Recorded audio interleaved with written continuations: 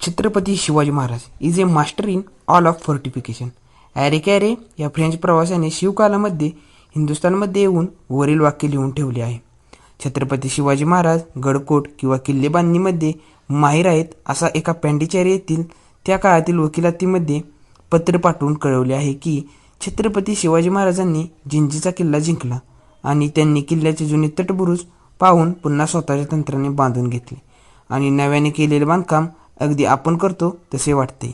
अशी खूप उदाहरणे पुराव्यानिशी उपलब्ध आहेत.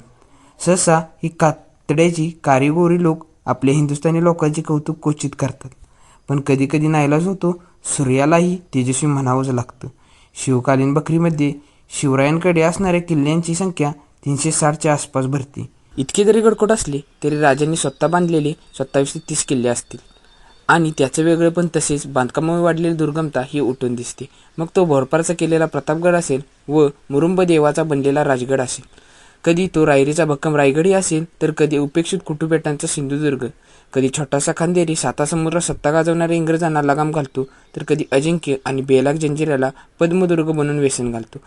राजांच्या बुद्धिवैभवातून निर्मिलेले किल्ले आहेत, तसे त्याचे वेगळेपण पाहणा एकाचाही मुख्य दरवाजा समोर नाही, नेहमीच लपलेला. 2 अष्टकोनी बुरुज दोन्ही बाजूस आणि मुख्य दरवाजाकडे येणाऱ्या वाटा खूप नाहीत, फक्त एकच असणार आणि ती पण दरवाजाकडे येताना कायम तटबंदीच्या उजव्या हाताला येणार.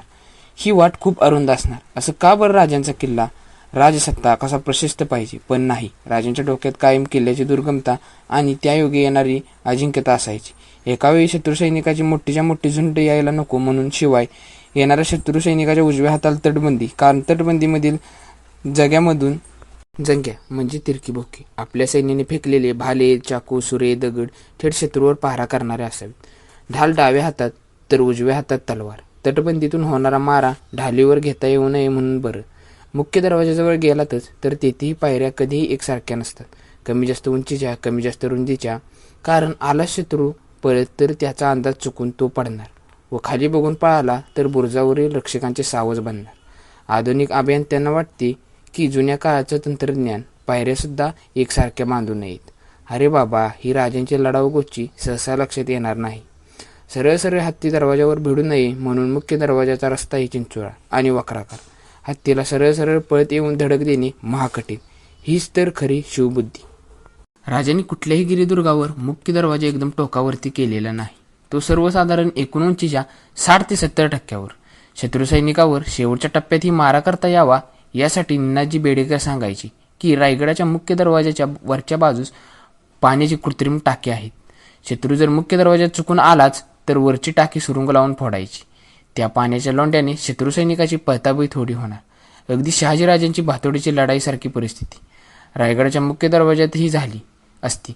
कृत्रिम पाणीसाठ्याचा शस्त्रासारखा उपयोग करणारी ही पितापुत्रांची जोडी जगात झालीच नाही आणि होणार नाही.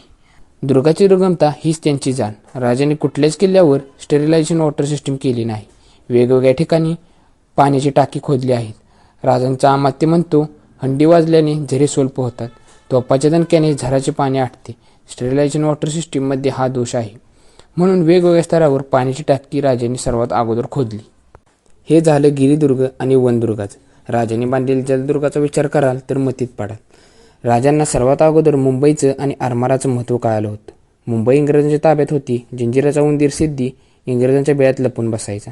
त्यांना शह देण्यासाठी राजांनी मुंबईजवळ खांदेरी बसवला. इंग्रजांच्या आरमाराची नजर चुकवून किंवा त्यांना झुंज देत खांदेरी मायनाक भंडारे यांना उठवलं.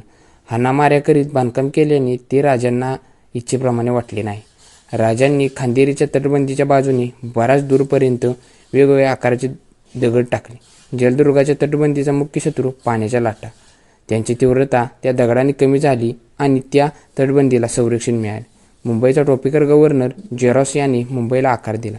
त्याने अनेकदा खांदेरी घेण्याचा प्रयत्न केला. बिचारा खांदेरी घेऊ शकला नाही. मात्र त्याने एक पत्र कंपनीला पाठवले. त्यात तो म्हणतो, फोर्ट ऑफ हेनरी म्हणजेच Khanderi in hand of Chhatrapati Shivaji Maharaj will be dagger point at heart of Bombay. यावरून राजांच्या खांदेरीच्या बांधकामाचे तंत्राचे महत्त्व कळते. ते पुढे मरीन ड्राईव्ह मार्ग बांधताना त्या गव्हर्नरने राजांच्या तंत्राचा वापर करून समुद्रात षटकोनी दगड टाकले, तर जगभर असे षटकोनी दगड टाकण्याची पद्धत पडली. अलिबागजवळील कोलाब्याच्या जलदुर्गाच्या बांधकामात राजांनी दर्जामध्ये सिमेंट मटेरियल वापरलेच नाही, म्हणजेच चुना व शिसे नाही. पण आजपर्यंत जलदुर्ग ताठपणे उभा आहे. दगडांमधील फटीमुळे लाटांची तीव्रता कमी होते. काहींना वाटेल राजांना सिमेंट मटेरियलचे ज्ञान नसावे, मात्र तसं नाही बरं का. त्या अगोदर बांधलेला पद्मदुर्ग बघा, तेथील तटबंदीची दगड लाटाच्या तडाख्याने झिजले आहे. मात्र दगडामधील सिमेंट मटेरियल दगडाच्या बाहेर 2-2.5 इंच असून लाटाचा त्याच्यावर किंचितही परिणाम न होऊन देता भक्कमपणाची साक्ष देत आहे. दगडांपेक्षाही कठीण चुना तुम्ही त्या काळात विजयदुर्ग राजांनी विजय संस्थानात जिंकून घेतला, म्हणून नाव विजयदुर्ग. पुढे मराठी आरमाराचे प्रमुख कान्होजी आंग्रे यांनी पेशवाई तो इंग्रजांच्या विरोधात लढवला. इंग्रजांनी अमावस्येच्या रात्री 3 जहाजावरून त्यावर हल्ला करण्याचा बेत आखला. किल्ल्याच्या जवळजवळ येताच त्यांचे पहिले जहाज फुटले. दुसरे आक्रमक होतात तेही फुटले आणि बुडाले. इंग्रजांनी त्यावेळी युद्धाचा नाद सोडला, कारण ते गुलदस्त्यातच राहिले. संशोधन करताना लक्षात आले की विजयदुर्गाच्या त्या बाजूला पाण्याखाली 1/2 मीटर लांबीची 3 मीटर रुंदीची तटबंदी आहे. तर ती बांधली कधी आणि कोणी? ठाणेकर सर म्हणतात, अभ्यासकांच्या मते 17व्या शतकाच्या उत्तरार्धात म्हणजे छत्रपतींच्या काळात बांधली. आणि असे असेल तर पाण्यामध्ये तटबंदी बांधण्याचे तंत्र राजांनी कसे विकसित केले असेल? आश्चर्य आहे. त्याहूनही आश्चर्य म्हणजे त्या गुप्त तटबंदीचा उल्लेख इतका गुप्त कसा? हो, नुसतंच म्हणतात Chhatrapati Shivaji Maharaj a great juggler in each and every field.